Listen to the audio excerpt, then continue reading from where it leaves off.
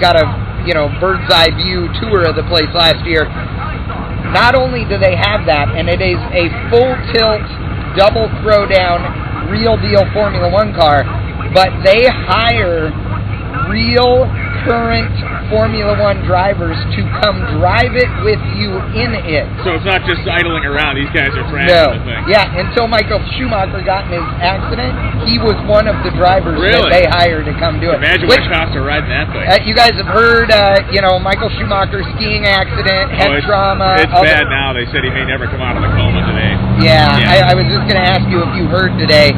Bad deal, dude. Michael Schumacher, I mean, obviously, one of the greatest Formula One drivers in history, and I'm not a huge Formula One fan in the grand scheme of things, but my God, what a talented guy, and just a tragic deal. I mean, you got to thank God he had such a cool life, leading up to now, but still too young. Just a scary deal for sure. You guys are talking about Al Hoffman, and I've told this story before, but I like to tell it, so I'll tell it again. There was Al Hoffman, legendary guy, and all kinds of stories about him. And he was a really good guy. I'm not saying he was a bad guy, but he was a tough guy. And at the races, he was not somebody that wanted to get interrupted or screwed around with. So the story I was told by a grizzled NHRA veteran was right about the time funny cars started going 300 miles an hour. A guy and his wife came up, and Al was in his pit like by himself or something, working on the car. And the guy leans over and says, "Hey Al, she gonna go 300 today?" And Hoffman turns around and looks at the guy's wife and says, "Man, she'll go 350 if you keep feeding her." And I apologize to any ladies that are watching because Brian is looking down there at your boobs, but your face is there. You didn't know this worked both ways, did you? I could do the Charles Nelson Riley. Al Hoffman was a certifiable badass. So Brian and I talk about the good old days of drag racing all the time, and it's not just the nostalgia years, as we would call them, the 60s and 70s, but the 80s, the 90s. Al Hoffman and John Force had one of the greatest rivalries in drag racing history. That was awesome. Yeah, it really was. And there were times where those two dudes didn't like each other even a little bit. And then other times where they gave each other a pretty decent amount of respect, which was interesting. But, God, I always loved the exchanges between them. Yeah. And you always wondered, are they going to turn the camera away and these guys are going to punch each other? Or are they going to hug each other and go, "Oh my God, we pulled it off"? I mean, just what a killer rivalry. Drag racing, all sports obviously have rivalries, but you're wearing your Boston. Actually, I was told by track operators that only convicted felons and homeless people wear Red Sox hats. Oh yes, no, yeah, track operators ripped on you multiple times for that today. I want to know who track operator is. I don't know, but they love me, so it's good. Whoever they are, you rule. They clearly have good. They have better taste. I figure baseball is a really fun sport to watch live. On TV, it's like watching paint dry. And that baseball's been around for like 150 years or whatever, and they still haven't figured out how to put a burnout contest during the 7th inning stretch. So, I don't get it. But, anyway, great rivalries, Red Sox, Yankees, 49ers and somebody else that plays football, whatever. So, hey, I know some football teams. Football's the one with the puck, right? Yeah. No, that's the real sport where it doesn't have tires and wheels. Hockey. But anyway, those are all teams, okay? The only other rivalries that are like, single person against single person other than racing are like boxing or, something like that. Yeah, mano a mano, right? Yeah. And so curling. Actually, no, curling's teams. Yeah, curling's teams. But more fun to watch on TV than baseball. Curling's the best drinking sport. Oh, dude, it's awesome. It was designed for drinking. It was. Now, curling on the Wii is awesome, I have to tell you, dude. It is a riot. Daphne and I have many a night had some drinking and some curling, let me tell you. Hey, get your mind out of the gutter. Where was I going? Oh, so what do you think are some of the greatest rivalries in drag racing history? Oh man, well, I'm gonna go straight up with the very first obvious one of that just will immediately pop into everybody's head. Garlics Muldowney. I was gonna Garlics Muldowney, Garlics Tharp, Garlics. All the other people that ever raced against him. I mean, you look at it because that's what happens when you're the guy, and John Force is, in my opinion, the greatest funny car driver in history, but Don Garlits will never be replaced as the greatest drag racer in history, in my opinion. Just for the sheer amount of stuff that he did, the era that he did it in, and the fact that, to this day, if the guy was able, he would be out here right now doing this. No doubt about it. Oh, and the truth is, if he had the funding, he'd be just as quick as anybody else doing it. I mean, you know what I mean? The track operator, I gotta know who track operator is because you're a genius. Devil Went Down to Georgia is Chad's go-to karaoke song. He kills it. Dude, track operator, don't even mess with me. I can sing The Devil Went Down to Georgia like I just did on the way to the airport the other morning. Daphne and I. I mean, Garlits, you could go to Garlits versus the entire western part of the United States. Like when he went out in, what was it, 57, he went out to the March meet, and he was paid to get there, given tow money, which was like never happened at the time. Right. And I mean, they hated him. They called him Don Garbage, and they called him all this stuff. It's still not pretty there. Dave Wallace, to this day, will not acknowledge that anybody can hit drag race from the East Coast. Oh, no. and dude, you go to Famoso, and dude, the old guys, it's still personal. It's like the Civil War. Oh, yeah, some of those guys weren't born until, 10 years before that happened, and it's like, oh, get out, Oh, yeah. Manzo versus Bartone, no doubt. Oh, That's a good one. God, the Alcohol Funny Car has been a class for a lot of good Manzo versus Newberry, that was a big one. They were, dude, I remember when Manzo and Newberry, it was like, oh, the two of them showed up. We're going home. Okay, I'm not going to take the car out of the trailer this weekend. Yeah, exactly. Because they're certifiable badasses. Harlan Thompson versus John Spooford. I'm out. I don't know. I know Harlan Thompson. I'm not familiar with John Spooford. Oh, dude, WJ and Wayne County. No question. The Dodge Boys versus WJ. Always epic. If you're going to go WJ, you go WJ and Yates for a long time. Jeffrey on huge, just as one deal. That was a Wayne County deal. Yeah, but still. And then Glidden, and then, WJ versus Top Fuel. WJ versus nitromethane in general? Yeah. WJ versus the existence of nitromethane? Yes. Oh my God. The Wayne County engine blocks versus the spikes that were driven through them. Oh yeah, the miraculous thieves versus broken distributor rotors versus Wayne County. Yes. Oh dude, yeah. There's a lot of those. Wayne County. Whatever happened? I mean, was that just they all disappeared or? Well, the engine blocks. Someone broke in and destroyed. Oh no! But what happened to Wayne County? Wayne County Speed Shop as a team. I think it. I don't know the backing behind it, but I know as an organization it just kind of went away. Yeah, after that whole fiasco. Scotty Cannon versus Pro Mod rules, absolutely. Oh God, yes.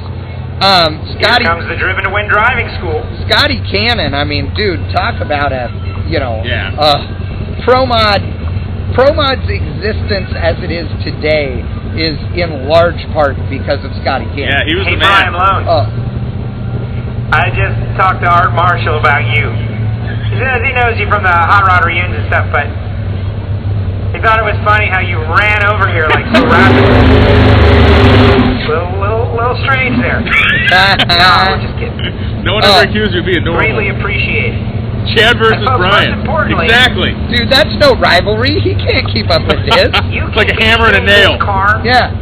You can do it. Jim Tice versus NHRA. Yeah, that was. Head on down, see Nelson. They had their era when they were certainly very powerful. How about the? Then of course you will be hooked.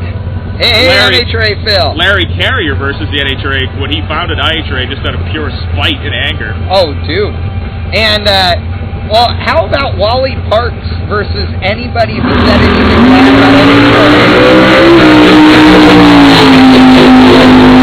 I don't know if you guys know. How about Wally Wally Parks versus Don Garlits. Oh. To the point where Don Garlits was not in the book, the 50th anniversary book. I know. Yeah. Well, and here's the deal. I don't know if you guys know, but Wally Parks looked like, well, and he was a distinguished man and well-dressed and all those things, and a gentleman, quote-unquote. Tough SOB, though. Oh, dude. Yeah. I mean, some of the stories we've heard because of some of the people we're fortunate enough to know are of Wally Parks, you know, pulling guys out of race cars while still belted in. Oh, yeah. I think he eventually gave that assignment to Buster.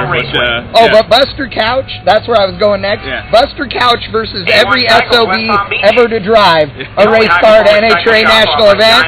Dude, Buster Couch, we need him again. Buster Couch versus Burndown. Oh, dude. Awesome. Just west of I-95. Call 561-784-2990. Yeah, Jack Beckman. The only two people left on Jack Beckman's team from last year are Jack Beckman and one guy. Yeah. Terry. Terry and Jack are the only two left. Quarter-mile grill rocking out down here. Hamburgers, cheeseburgers. Jones versus Myers on the motorcycle? Sure. Oh, yeah. Wow. So, you know, Vance and Hines versus everybody else forever. Mancuso and Ray Price back in the IHRA Nitro Harley days was awesome. Those guys were always throwing haymakers at each other. Well, and somebody put up there Frank Iaconio and Lee Shepard. Oh. And that was a great one. Dude, Lee Shepard, one of the all-time pro stock drivers of the world. What a cool team the Rare Morrison team was. You know, they were the dominant guys for a long time. Make sure to swing by. Dudes versus Winterbottom. Yeah, that's an inside New England dragway joke, but those two guys, two prolific bracket racers throughout New England, and they have for the last 25 years gone back and forth. Brandon Winnipeg, stomachs everywhere versus Drag Dog. Tube Stakes win. Oh my God. All notes for Todd Denny. Dude, Denny, what a badass. Yeah, Todd Denny's my God. Steve Johnson versus Tiny Like an Indy. Yeah, that was rough. I was on an airplane with him that weekend, the weekend of that U.S. National. I was flying home on Monday. He was sitting in the front of the plane, and I was towards the back. And I kind of walked by him because they eventually awarded him the trophy at I believe it was the next event. Yeah. But at the time, and Steve Johnson is one of the great motorcycle guys ever, just a super cheerleader for the sport. But even he was looking pretty dejected on that flight home. And check out drag racing.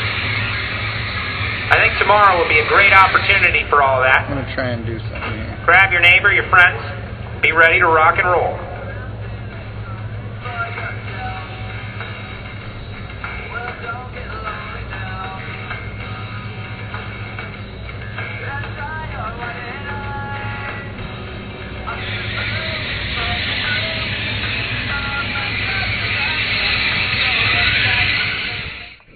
Okay, I'm changing the audio source to see if we can make this better while Joe talks. Is it better? It looks better. It does look better. We have a little meter here, so it looks better. Chad versus a Razor. I kicked its ass. That's up for debate still. Whatever. Head clutch guy. Okay. Hector Arana and a $50 carbon fiber seat. Dude, Austin Coyle versus John Force. That's a funny one. Because those two were, like two peas in a pod for a million years. Remember to follow us on Twitter. We are reading all of your stuff. You guys are great. Track operator versus Brian. I'm adding that one to the list. Yeah, I need to discern the identity of track operator because the dude is genius. Like he's throwing one-liners out that are all time. So I'm a fan. Track operator, email me, chad@bangshift.com. I promise not to tell Brian who you are. It's going to be our little secret. I have some really good ammo. I have audio I can play. You know that. Oh, Brian does have audio. That's not nearly as embarrassing as you think. Brian has audio of me snoring, and it's not snoring. It's really... It is an inhuman noise. I thought you were dying. It was a weird labored breath and then a deflating balloon sound. Not right. I agree. You know what's funny is that I don't snore at home. I only snore on the road. I swear to God, Daphne said, like, I hardly ever snore at home. You must sleep in like an iron lung or something, because there's no way this is some hotel-induced scenario. Musey versus Christian. Oh, dude. Dude, that was epic. What was on back then. Yeah, that was awesome. Oh, you want to talk about a world-class asshole when he wanted to be, dude? Tony Christian. Like, dude, I mean, that guy, like, oh, yeah? You want to roll? Oh, dude, he got it on. I love him. He's rad. But, dude, when he needed to, he could wick it up with the best of them. Oh, my God, yeah, he was the evil Texan. It was great. 1320 versus 1,000 feet. You guys are way smarter than you look. Scusa versus a comeback. Oh, Scusa was another one that was one of my favorite spoilers of all time. Yeah, great guy and, very successful guy and one of those cool personalities. And the thing I think all of us liked about Dean Scusa was the guy was like a hot rodder. Like, he was a drag racer's drag racer in a lot of ways, you know. Hopefully he's watching now. I got a feeling he's tuned in. I don't know. Yeah, if you are Scusa, then email me for sure, chat@bangshift.com, because, we talk to Cameron Evans all the time, and Cam and you, I know, are great buddies. And when they had the TV show, remember when they had their hot rodding TV show where they were building? Dude, that was great television. Yeah, that was great. That was good television. Yeah, I think that thing went like 4 seasons or 5 seasons. I think they did like 40 episodes of that show. That came up in a communication with Cam. But yeah, he was great, and I know he's his family's successful and stuff, and they got a business. And through other people, I've heard having the time of his life, just loving life. He's got hot rods and cool stuff, and he's just being the man. Yeah, he's just not the man in a fuel funny car, and that makes me sad. Yeah. We need that. We need to shake it up with a little Dean Scusa. Maybe he'd, I was about to make some stupid statement. Never mind. He seems right for a nostalgia car. Oh, he seems right for anything that says BangShift on the side of it. But if I'm spending that kind of money, I'm driving. Boston Strangler, yes, big block. Oh, the Double B funny car, yeah, the alcohol funny car with Arnie Karp and Keith Hughes were the Boston Strangler team. Very successful back in the day, and Arnie made a comeback years ago, raced with Del Worsham for a little while in a modern nitro car. One of the great New England drag racers, sure. For those of you asking what was wrong with Cruz, they fired the car and apparently had a problem in a warm-up. And whatever it was major enough that they knew they couldn't get it back together and safe for a run, which I'm going to assume safe means not blowing parts out of it on the road. Hey, so Martel. Yeah, okay, Rich Christensen versus his GSXR 1000. Oh, yeah! Oh, my God. Did you guys... that was the greatest tinks ever. Rich Christensen, no helmet, gets on a GSXR at that 1000 and goes down the track, and there was a little wet spot, dude. Like, you could have idled through it every time, but he got on the throttle at the wrong time, and, dude, that was the worst tank slapping, flipping over on television in front of your entire audience ever. Down goes Frazier. Martel, you made a comment. Did we hear that Toyota was going to run Pro Stock with a rip-off Chevy engine? Well, yeah, we heard that comment because that was an April Fool's joke post that we put up about a year ago that went completely nuclear. We had Stu out in Western Canada as a rendering guy, and Stu rendered up a Toyota Solara Pro Stock car, and I wrote a blog item citing unknown sources at General Motors that they were furious that Toyota had ripped off their engine, and everybody went nuts, not realizing what the date was. Yeah, if you have not been with us as a bang shifter since March, then you have missed Brian's favorite day of the year. It's April 1st. Honestly, it surprises me that he hasn't brought up any April Fool's ideas yet, because normally by now he's already thinking them. I have some good ones for this year too. Oh yeah, we're gonna have fun with it. So stay tuned. 50th anniversary stickers, all kinds of cool things. Cheeseman versus Bartone. Also the quarter-mile grill. The line is manageable. So what do you think is the future of Pro Stock, Mr. Brian Lonis? I think Pro Stock is in a bad spot right now. And you know nobody is a bigger Pro Stock fan than this guy right here. Yeah. And all of you that don't like Pro Stock, shut it! This is my show! I don't know. I mean, it's one of these things. It's like everyone's like, let's just do modern engines with fuel injection and stuff. And I completely understand that. And in many ways, I agree with it. But at the same time, it's a very difficult thing to do, just throw a switch like that, because, I mean, you got tens of millions of dollars invested in these teams. So what I think, in a perfect world, maybe you create a second class, and over time you kind of bring one up as the other one kind of declines. But, I mean, I don't know. I enjoy Pro Stock as it is, and I think it would be really cool to have factory, we got Cobra Jets and drag packs and stuff, but I mean, if you had a class that was limited to factory equipment again, and even if it was 4-cylinder cars, and even if it was small turbo engines, whatever it is, I know it would appeal to me. I would enjoy watching that. Yeah, but at that point, all you're talking about is Super Stock and Stock Eliminator. We already have Cobra Jet and Copo classes.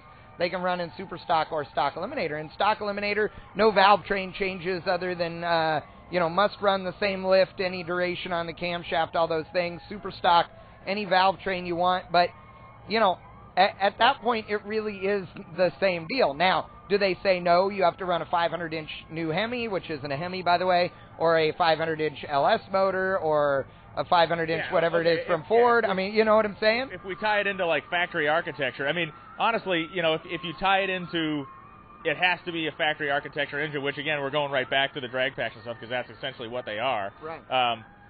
I don't know. I mean, the reality is that you look at rear-wheel drive cars that are on the market, and there's a lot of them. I mean, there's the big three,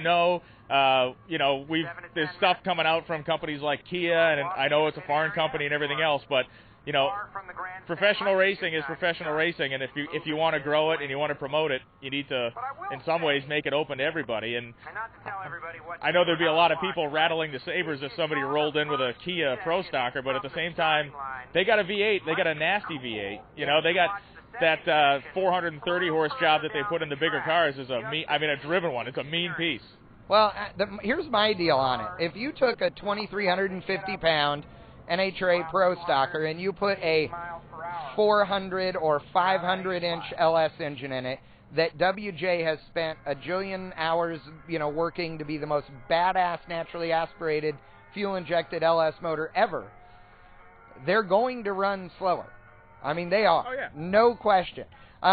They're going to run quicker than a new Camaro or a new Cobra Jet Mustang, can, because of tire and weight and all of those things. But in the grand scheme of things, they're not going to be stupid fast. Is that enough? Or will the fans go, oh, I don't care, it's a 7.5-second car? Yeah, if it's exciting, if it's on a small tire, if it's, guys are driving. I mean, look, we love this type of racing. We love small tire racing. It all appeals to different markets. But, I mean, you can't tell me watching some dude trying to hustle a, 1,800 horse Mustang or Camaro on a 275 radial down a racetrack isn't exciting, because that is like nail-biting. It's literally exciting or terrifying is what it is. Well, and I'm the first guy that will absolutely say, when in doubt, spray it, right? I love nitrous. I also worship turbochargers. I think blowers are bitchin', and drink.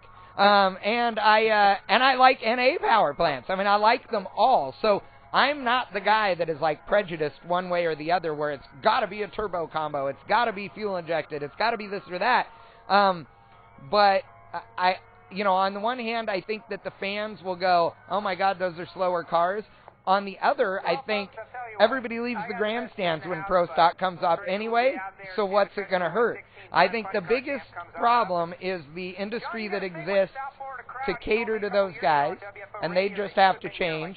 And I think then the investment that's already made, that's the biggest thing. And it's easy for us to sit here and say, well, they got to change, but if you're in the business of producing engine blocks, it's not like you go to work tomorrow and go, oh, okay, I'm just going to make new stuff. So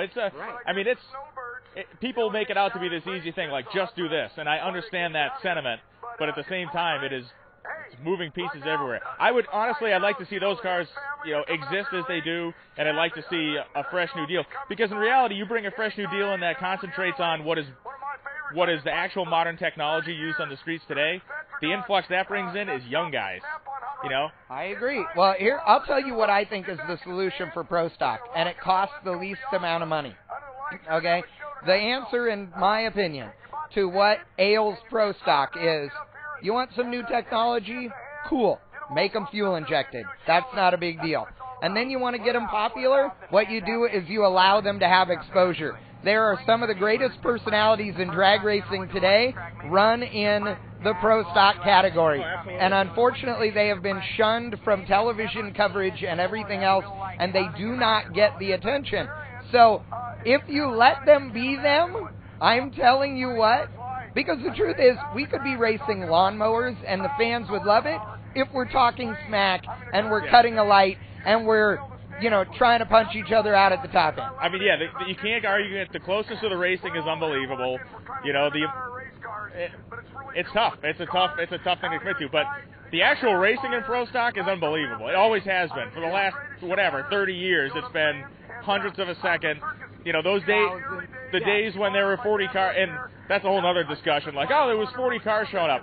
If you look at typically who runs Pro Stock cars, they're successful business people or business owners that are smart enough to understand that if they're running this on their own dime, which a lot of those guys were, and their business slows down, they're not going to race themselves into having to live in a Pro Stock car. So, you look at the waves of participation and everything else, it obviously influxes with the economy, but it's cool to have these discussions. I think, at some point, stuff's going to happen, stuff's going to change, and we're living an interesting time. I think the next 5-10 years, you're going to see a lot of metamorphosis and all this stuff.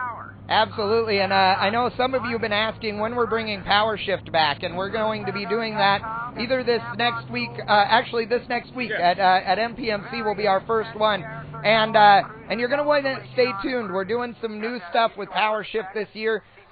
We are going to be pre-planning some topics like this, these kinds of discussions, bringing in guests to discuss them. So you're going to see a lot more of that in 2014 from Brian and I and from PowerShift, which is our live online show like this every Thursday, starting next Thursday from the MPMC conference, where we're going to have guest stars and booze. Boom goes the dynamite. Matt Graves, all those boys, Mike Copeland. Oh, it's going to be off the rails. Well, again, as I'm fond of saying, that would insinuate there are rails. Ladies and gentlemen, I want to thank our sponsors, Comp Cams, Chris Alston's Chassis Works, Lucas Oil, Autometer, Aeromotive. God, without these guys, Holly included, we couldn't do it. So please, go to their Facebook pages. Thank them for supporting BangShift.com. I hate to break it to you, but it's time to go racing. There's funny cars firing up.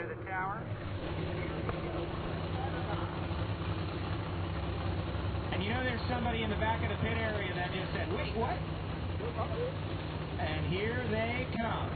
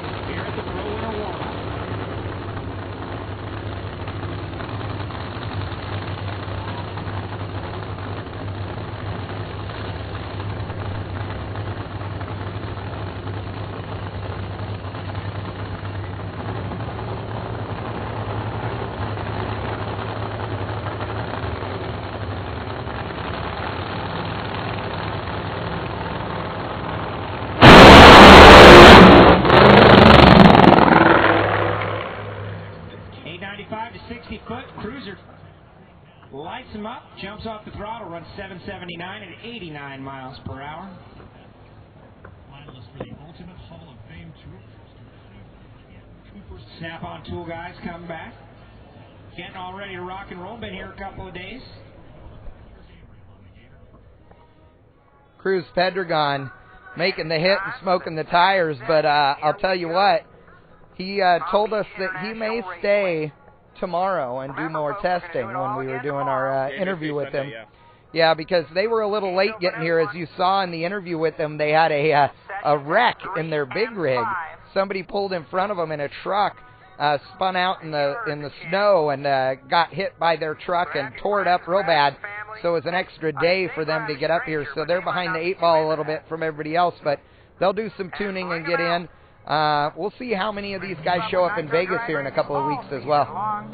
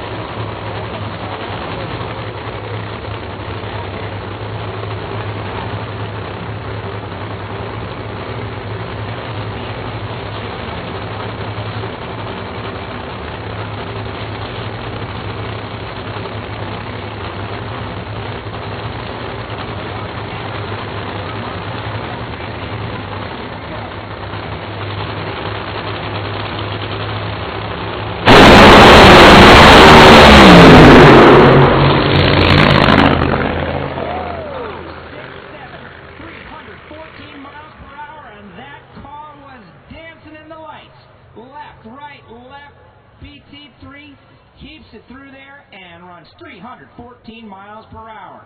Chad Head, 1219, 65 miles per hour. Very eventful run. The track is 1,000 feet. I'd say Tasca, but 1,050 feet or more right there. He was driving. Gonna bring up our next pair.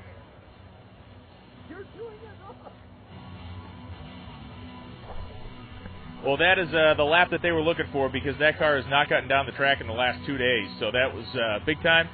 Nice 406. That's a stout lap, and that would get him in the field that any of the races are going to be at this year. That's a competitive run.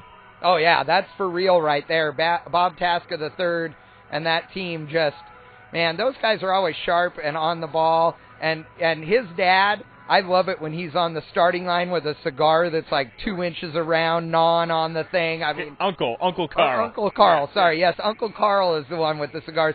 Dude, it's awesome. I mean, they are hilarious people. And the accents, oh, my God. Yeah, Rhode Island accents thick as pea soup. Our next pair started and right. Courtney Force and Alexis DeJoria. They have swapped lanes. We ran left last time and right to left. Here comes Courtney Force.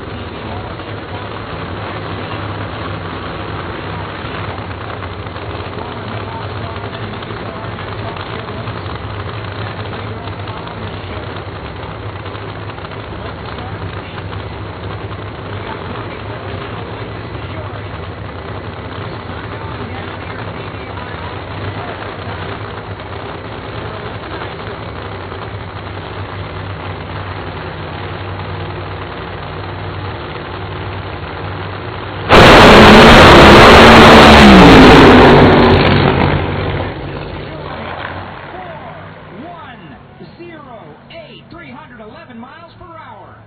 Alexis DeJoria lights the win light. Courtney Force up in smoke.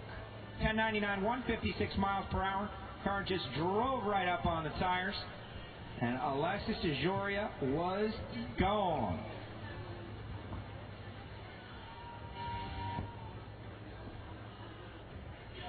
Solid run by Alexis DeJoria.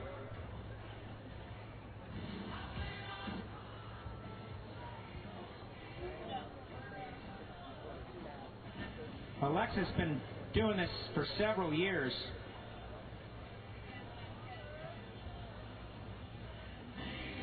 I asked her yesterday, I was like, do you feel like a veteran? And the answer is yes. And that is the toughest thing. When the driver gets to that point, do you feel like a veteran? And at this point,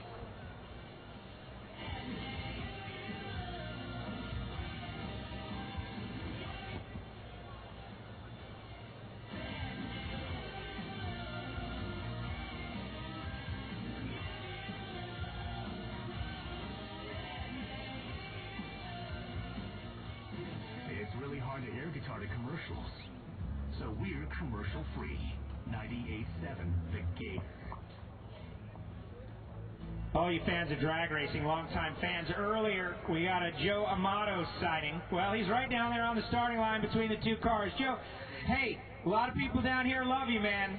Thanks for all those great years. There he is, folks, Joe Amato. Top Fuel legend right there, bringing a lot of innovation into the sport, and a lot of people were entertained for a lot of years.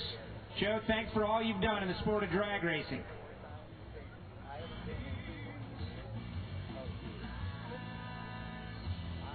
It has nothing to do with sports. That's just why I mean, it's just, I mean, it is sports, but it's just, oh my God. You know, sports is actually a whole path. Just heard from him in the tower, John Force. This guy has gone into title defenses many years. Got the big number 1 on the side of that car. One more time. And with all that has gone on over the years, mentoring his daughters into the sport. First it was Ashley. She goes on to win back-to-back U.S. Nationals.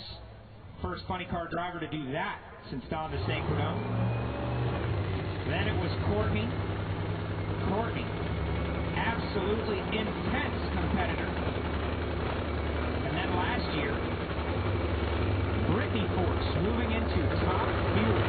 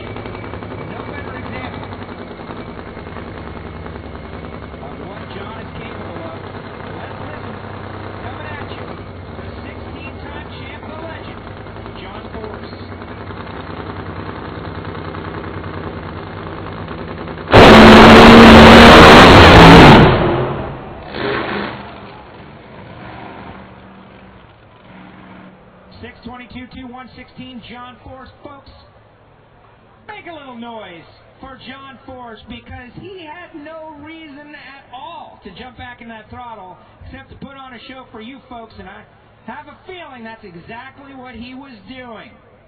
John Force will be here tomorrow. 2 sessions. A lot of smiling faces down there. I see Jimmy Prock and Mike Neff.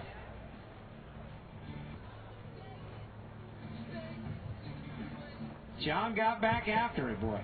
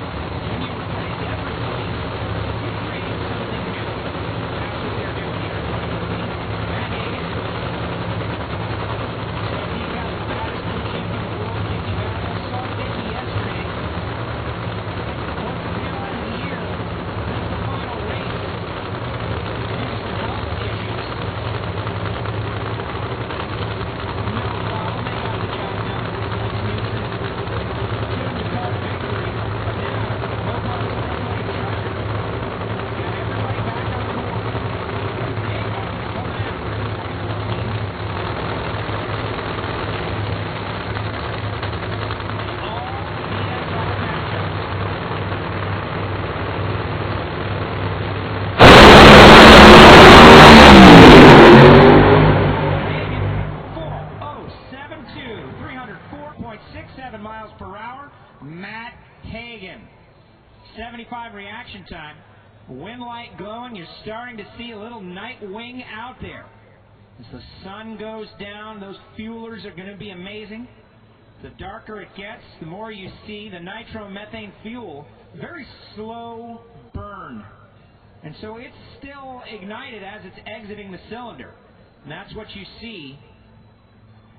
The fire out of the flames. Beckman runs 785.0, 79 miles per hour.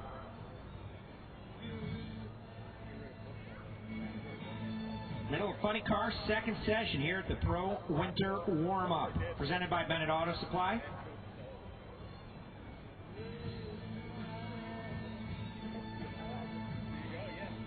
Next pair going to be Robert Height and Tommy Johnson Jr. AAA Ford Mustang out of Yorba Linda, number 5 in the world. Robert had some wins, felt good right at the tail end though. Not able to put up the performances. Not everybody can lock down the title. It's just very tough out there. When you speak with the drivers, as I'm sure you will when you go down and speak with them, and tomorrow in between sessions, this type of racing has become so competitive. Maybe the way Pro Stock was 10 years ago. Down to the 1,000th reaction time matters big time. Tommy Johnson Jr. It looks like primer, but actually it says Make-A-Wish Foundation. And if you've been online, competitionplus.com, many of the drag racing websites out there, drag racing online, also in the house, artists' renderings, that machine is going to be a 300 mile per hour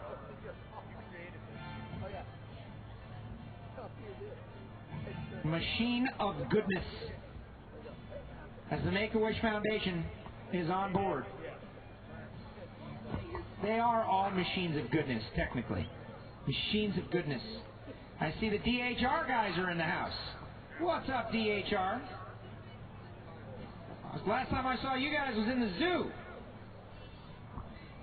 Love it. Trinkard Racing got their own brand out there. Oh, the drag racing world. And we are started and running. Don Schumacher Racing, Make-A-Wish Foundation Charger, Tommy Johnson Jr. And the Auto Club Mustang roars to life. Here comes CJ.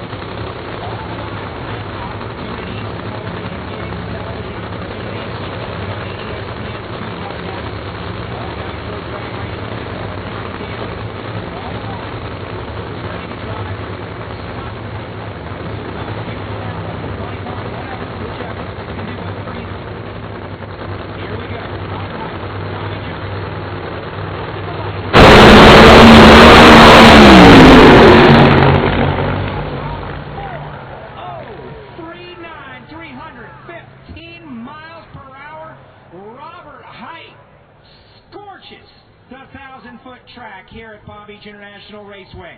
Wow. My goodness.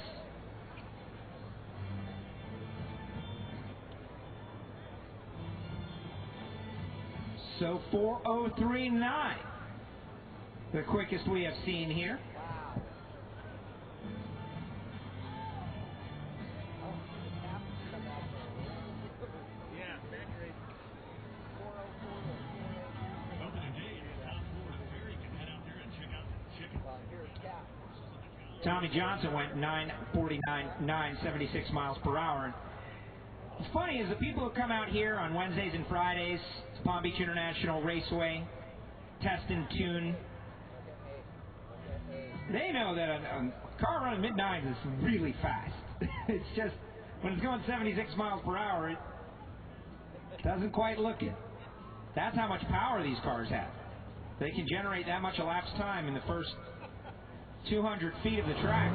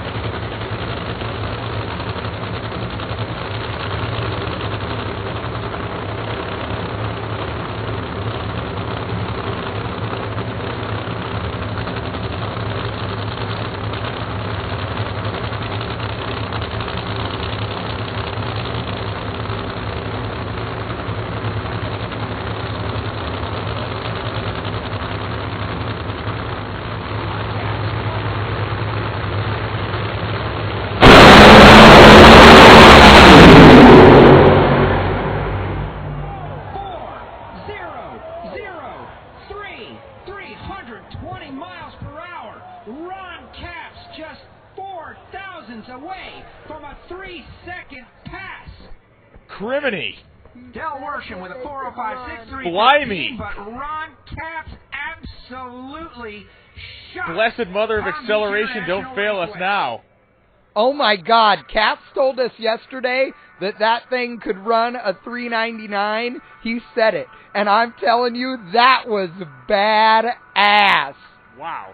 And it looked like Worsham was making up ground on him, too. Worsham was closing like a rocket. That was unbelievable. Oh, that was epic right there. I guarantee you that when Caps gets out of that thing and hears it, or he's probably hearing it on the radio now, he is jumping up and down. That little bastard is excited. That was the lap of the weekend by a long shot so far. And a whole day tomorrow. Coming at you again, a full day of action tomorrow. So make sure you are tuned in all day. We have Top Fuel yet to come. But Ron Capps, it was not the quickest lap because obviously the Top Fuelers have gone quicker. But for Funny Car, it was the quickest lap. And in my vote, the most impressive run of the weekend in anybody's class so far. Wow. And I believe that is the quickest lap ever here for a Funny Car at Palm Beach. Oh, I'm sure it is. Yeah. And well, what did Courtney run last year? 4:01, right? Yeah. Yeah. So that is the quickest run ever here for a Funny Car. And, man, yeah, like Brian said, dude, tomorrow we got 2 more rounds, plus all the testing in the morning, folks. We start at 10:30 a.m. Eastern Time. And below the video player are photos. And when we go back to the hotel tonight, we are putting up more. So there are going to be a ton of cool photos, more stuff, a replay of tonight's entire event, or today's entire event, starting within 10 minutes of us going dark here this evening. So, you guys, there is tons of racing. If you're just tuning in and you live somewhere where it's not the normal time like here, then hey, dude, stay up and watch it because we got all of it from all day long. That was badass. That was nuts. And at this point of the night, these are conditions that these race teams will probably not see until they get to the fall of the 2014 season. So we are in weather right now that they will not encounter for a long time. So the data they're accumulating now. Dude, Roger Richards is bringing up a big point. Where does that rank in the fastest side-by-side Funny Car pass in history? Real close. Yeah, it's got to be up there. It definitely has to be up there. Yeah. I mean, it may not be but it is one of the, I mean, it's, wow. That was impressive. Can't wait to see what happens at Top Fuel.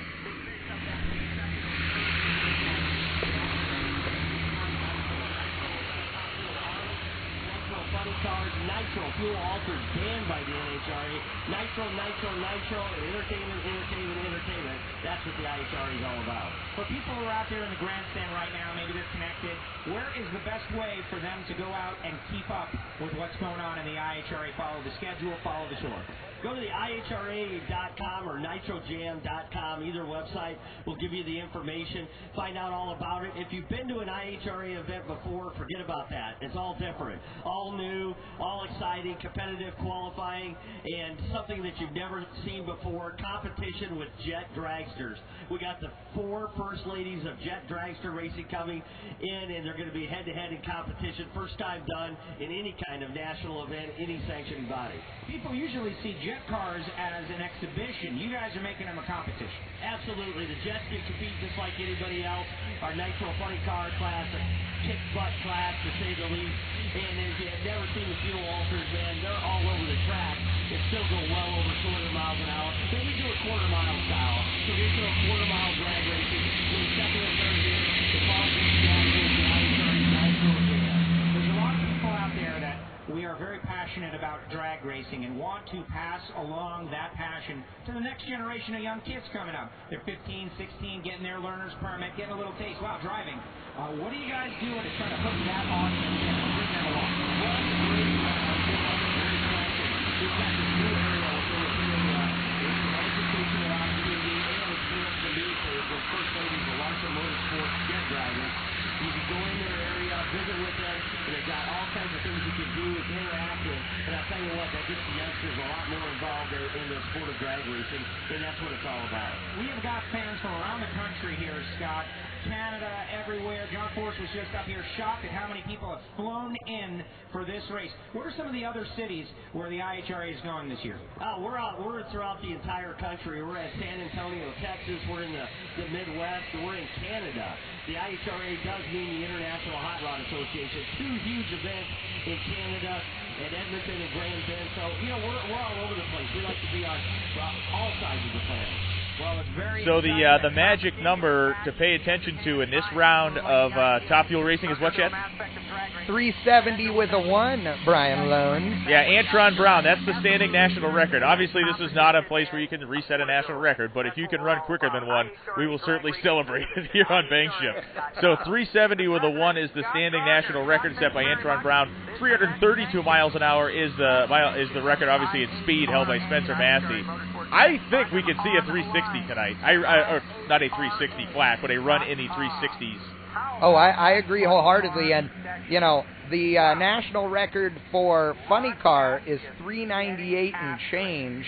A 398 with a 9, I think it was. And, man, I'll tell you what, 400 with a 3 is for realsies from Caps in testing. Yeah. This could be Titanic stuff here. And I got to admit, the track made the right call here on this deal, getting this session in now, because the temperature is dropping like a stone, and if we were here basically 2 hours later, this would be happening. They were planning on starting this thing at 7. It would probably be a situation where no one is getting down this racetrack. Right now, this could be like the golden hour. If they can get the cars dialed enough down in the horsepower department, obviously get the clutch situation figured out. But this is big horsepower air right now. Let's see if they can turn it into some big time runs.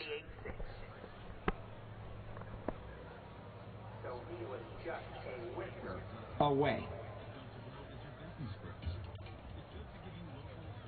Support 24/7, 365. Why slow technology to run a fast-paced business? Business-grade internet from Comcast Business, built for business. Sign up for Internet and Voice right now, and you get a month of internet for free.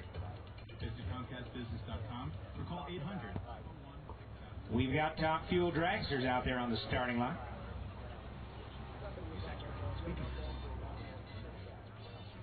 Morgan Lucas Racing Machine, Geico Top Fuel dragster. See the Geico Gecko on board. We'll install your tires in under 59 minutes. Also, Mass TV, those of you with DirecTV, and they're noticing Mass TV running lots of racing, drag boat racing, great new network American reel. Definitely add it to your favorites. The right-hand side, they all get huge. Picture that lane.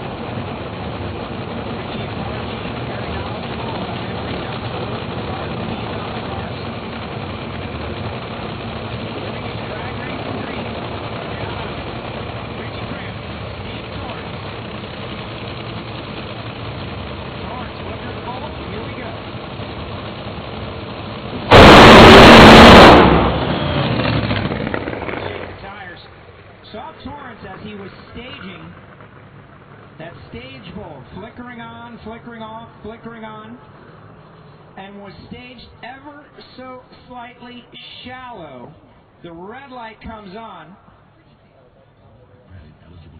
Runs 9:22.76. But as it gets cooler now, the track gets tighter. We're going to see these guys are able to power down this track. Ron Capps showed it's out there. One dealer with a difference. The real deal. Going to bring up our next pair, Terry McMillan and Tony Schumacher. Tony with the canopy on that car. Sporting a little bit different paint scheme here in 2014. A little more yellow. Top half of the car. I like it.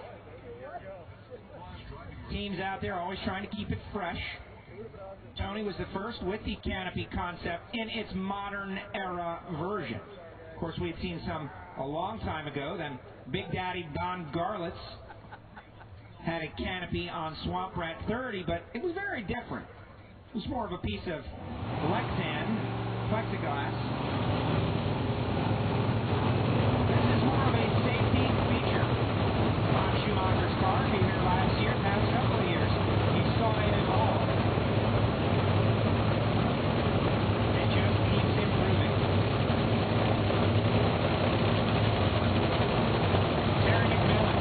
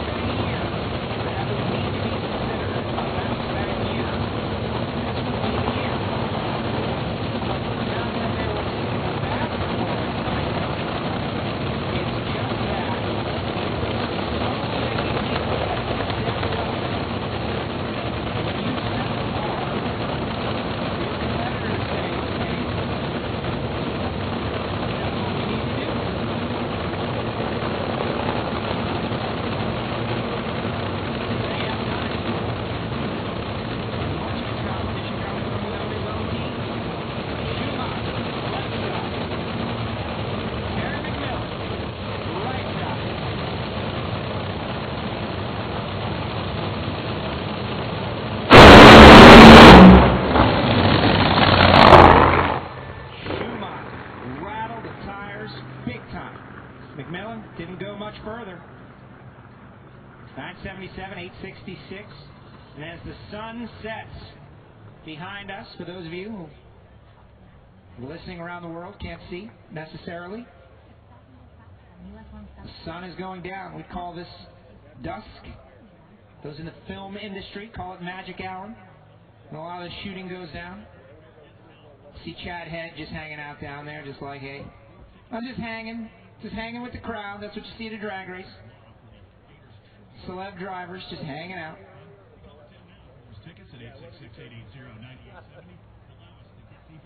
Going to bring up Bob Vandergriff and Brittany Force.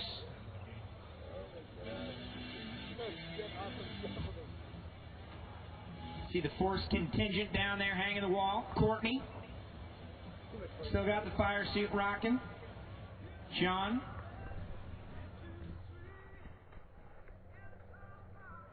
Billy Mack. I used to live up the road in Fremont. Hey, I grew up at Fremont Drag Strip. This is BangShift Chad, of course. Big Rob also saying the same thing. It is, it's funny to say, but it hasn't yet gotten as wet as Fremont felt when I was a kid. But oh, it's dry as a bone. Yeah, the air is not wet here yet. But yes, it is. If you add some humidity, which will be coming shortly, which is why they did it early, that's how Fremont was. Okay. Oh, yeah. Fremont used to be that way for realsies. But, yes, Fremont is still there. It's just not open, and because they shut it down like evil bastards that they are. Just saying. Dean Antonelli down there. Puts down the canopy.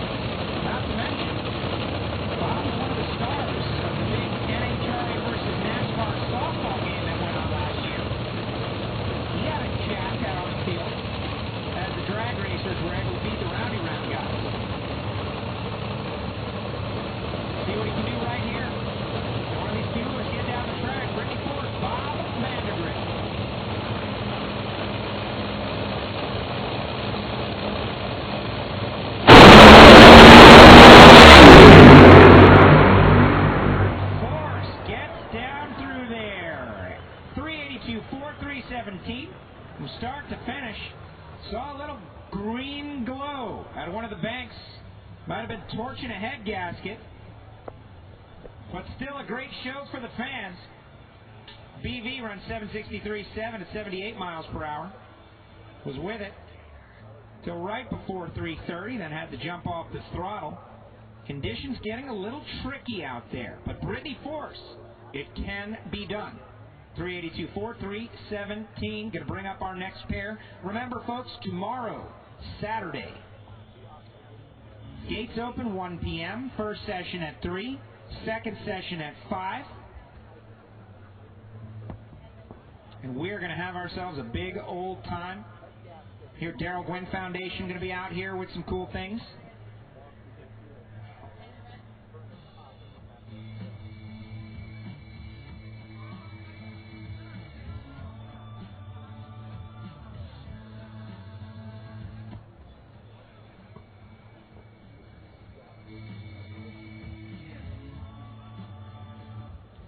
Down in the water box, our next pair. An all DSR matchup. Spencer Massey on the left side with the Schumacher electric machine. Testing some things with a non-canopy car. Notice that first session out. No canopy for the Spence. But will have a canopy. Perhaps even tomorrow. Going up against Antron Brown.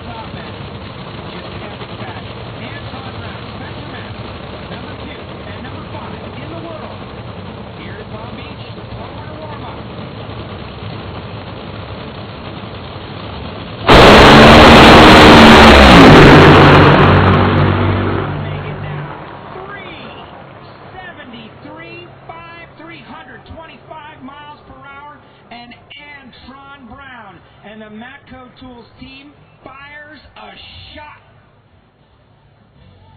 as the sun goes down. 373.5. Last run, he went 377 at just 300 mile per hour, and don't know why, but was off the power before the finish line. That's what that car is capable of. That's one of the quickest runs you'll ever see, ever. 373.5, Antron Brown.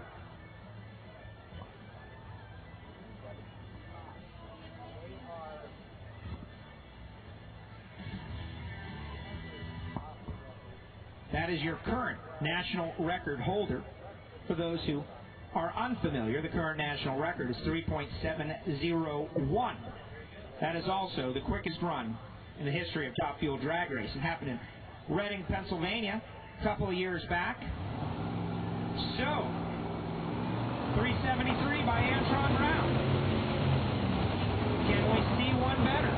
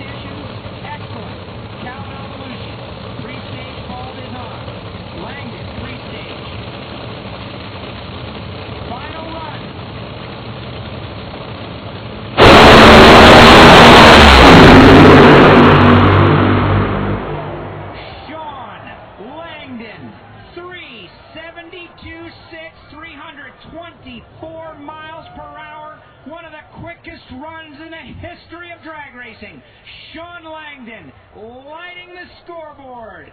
Final run here at the Pro Winter Warm-Up, brought to you by Bennett Auto Supply. Make a little noise for the Go Maroon guys. I'll be racing as they walk off the starting line.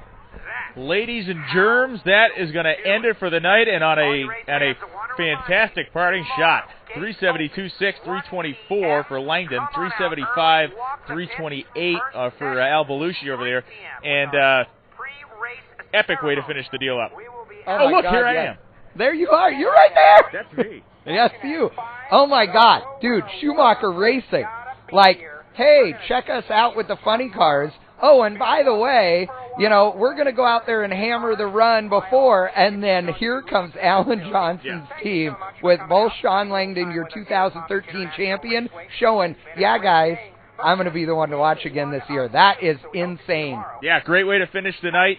We will be back again tomorrow morning at 10:30 a.m. A couple of important notes. You'll be able to watch the replay of today's entire day in just a few minutes. We're going to set it up, and you'll be able to click and watch the replay. There's a link right below your screen, right down here in this general vicinity.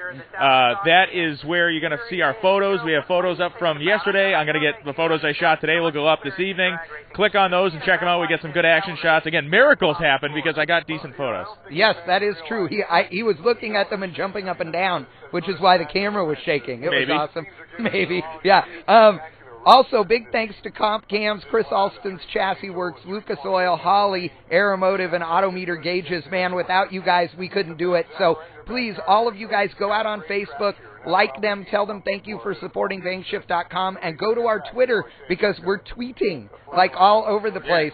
And so is everybody else because they love our tweets. So if you're a cool kid, and you are because you're here, you need to sign up for our Twitter feed. Follow the Twitter feed. Follow us on Instagram, too. BangShift is our screen name on Instagram. Check it out. We'll be back tomorrow at 10:30 a.m. Another full slate of Top Fuel and funny car action.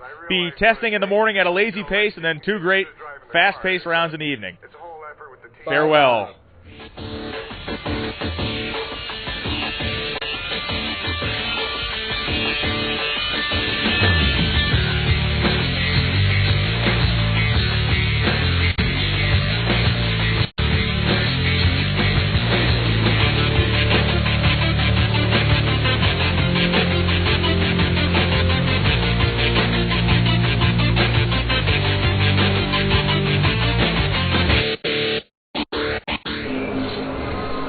There's only one company that the world's top racers trust to power their winning efforts, and that company is Comp Cams.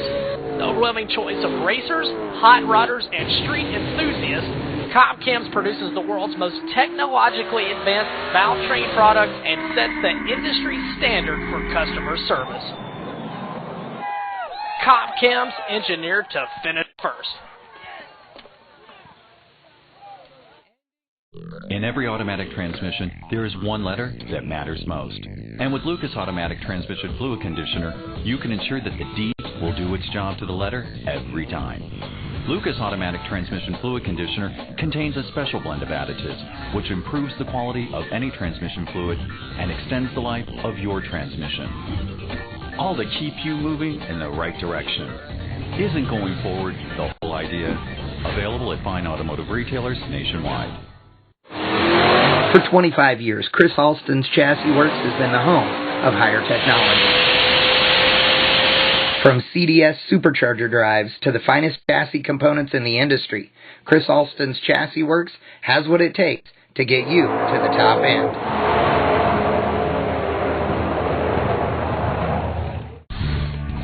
New Ultra Series carbs from Holley. Ultra light aluminum construction. Ultra strong billet components. Ultra high performance with ultra cool looks. Rule the street. Rule the show. Rule the track with Ultra Series carbs from Holley.